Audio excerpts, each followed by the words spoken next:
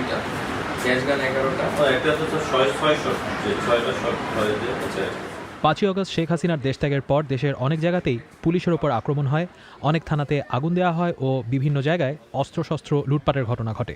শুক্রবার সেনাবাহিনীর তত্ত্বাবধানে থানাগুলোতে পুলিশ সদস্যদের ফিরিয়ে আনা ও থানা সংস্কারের কাজ শুরু হয়। শুক্রবার দুপুর পর্যন্ত ঢাকার কয়েকটি থানা ঘুরে দেখা যায় পুলিশের অনেক সদস্য সাদা পোশাকে নিজ নিজ থানায় উপস্থিত হচ্ছেন এবং সেনা কর্মকর্তাদের সাথে থানার মালামালের তালিকা করছেন।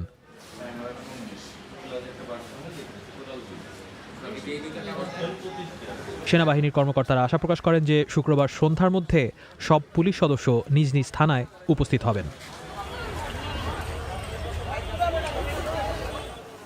অনেক থানাতেই স্থানীয়দের দেখা যায় থানার সংস্কার কাজে সেনাবাহিনীর সহায়তা করতে। সেসব জায়গায় উপস্থিতদের একটা বড় অংশই ছিল বিভিন্ন বয়সের ছাত্র। তারা বলছিলেন 6ই আগস্ট সকাল থেকে থানার লুট হয়ে যাওয়া মালামাল জড়ো করে থানায় ফেরত দেওয়ার কাজ করছেন তারা। 6টায় সকাল থেকে আমরা এই কাজটা শুরু করছি, কার্যক্রমগুলো। এই জায়গা থেকে অনেকে অনেক অস্ত্র ল্যাপটপ, মোবাইল, এসি টেসি সব নিয়ে গেছে। তো আমরা এখানকার যতটুকু সম্ভব আমরা এখান থেকে উদ্ধার করছি। আশেপাশে এলাকা থেকে মাইকিং করে আমরা অনেকগুলো ল্যাপটপ, এসি, পিস্তল এগুলো উদ্ধার করে আমরা এখানে জমা দিয়েছি। থানার ভিতরে যে পাসপোর্ট, রেজিস্ট্রেশন পেপার, গাড়ির পেপার, মানুষের যাবতীয় যে লাইসেন্স কাগজপত্র লাগে সব কিছু আলাদা আলাদা রাখা আছে। তারপরে যারা ফোনগুলো, অনেকের ফোন ছিল, ফোনগুলো যা নেওয়া হয়েছে তা আলাদাভাবে নেওয়া হয়েছে। আর এই বিগত বছরগুলোতে যাদেরকে জিজ্ঞাসাবাদের জন্য থানায় আনা হয়েছে তাদের পেপারস অনেক পাওয়া গেছে, এগুলো আমরা আলাদাভাবে রাখছি। থানার জরুরি নথিপত্র, অস্ত্র ও গোলাবারুদ সংগ্রহ করার পাশাপাশি থানার প্রাঙ্গণ পরিষ্কারের কাজও করতে দেখা যায় স্থানীয় মানুষকে।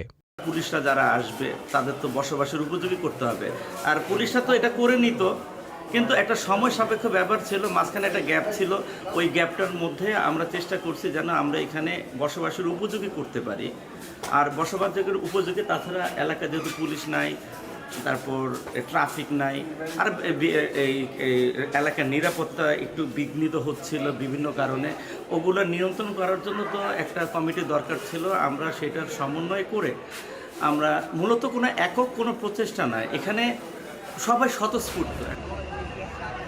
এসব থানায় দায়িত্বরত সেনা কর্মকর্তারা বলছেন পুলিশ সদস্যদের অনেকেই এখনও নিজেদের নিরাপত্তা নিয়ে শঙ্কিত।